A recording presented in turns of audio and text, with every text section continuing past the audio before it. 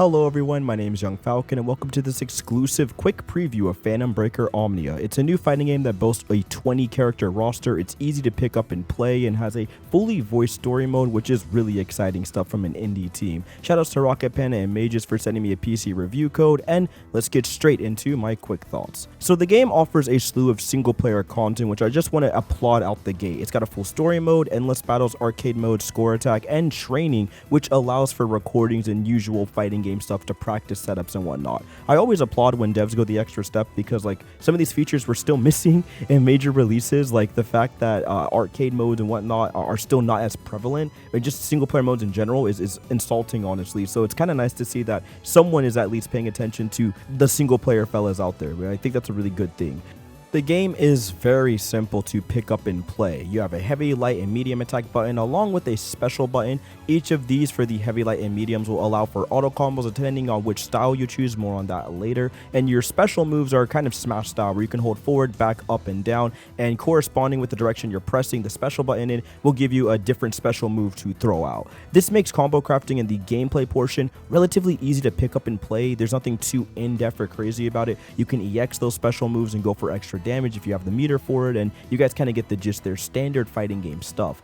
The depth of the game actually comes from surprisingly the neutral. You are able to burst out of combos if you want to give up a bit of meter. You can clash with certain moves which can build up meter and build up your tension, and if you tap forward third strike style, you can parry hits in a way or weave through hits depending on your stance, which is really cool. The game offers a lot of cool options, so neutral never feels like it's boiling down to just a mash auto combo fest over and over, but instead something that's a little more methodical and a little more fun to kind of throw different buttons out. And it's kind of also really sick to see people spamming or whatever, like throwing a bunch of projectiles, zoning you out, and you can kind of use a parry system to weave your way through the projectiles and find an opening. Stuff like that is great. I think that's a really awesome mechanic of the title, and I had a lot of enjoyment with that aspect of the game.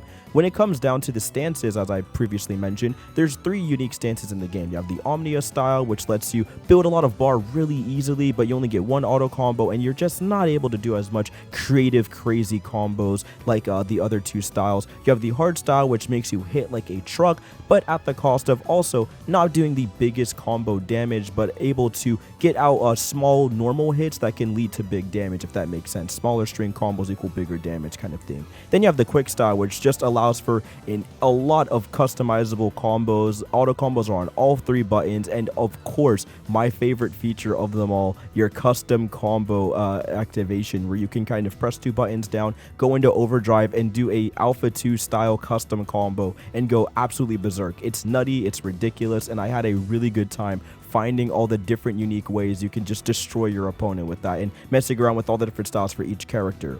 It really lets you go into the character select screen, choose anyone that you think is kind of cool, and find a style that fits for you and fits for your archetype and go crazy. And I think the game offers a lot of that potential to not ever get too stale too quickly. My only minor complaint thus far with the game is that I feel like it's a tad too clunky at points, a little hefty. I think it boils down to me not just being used to how Phantom Breaker plays, because I never really played the Japanese releases of these titles, but it's just a little on the clunky side, and it takes a bit of getting used to, especially during major combos and figuring out how each character operates. Once I get the hang of that, I'm sure I'm going to have a lot more fun with the game, but I overall think this is one you should keep your eye on. Definitely add it to the wish list, definitely keep a look at it, because I think it's got the potential to be a fun little indie game, especially if you want a quick, awesome fighting game to play on the go, like say with the Switch or Steam Deck in the near future. If you guys think anything looks interesting, I highly recommend adding this game to your Steam wishlist, as it helps boost it in the Steam algorithm. And of course, please check out this game on consoles March 15th, and I'll see you guys next time with my full review of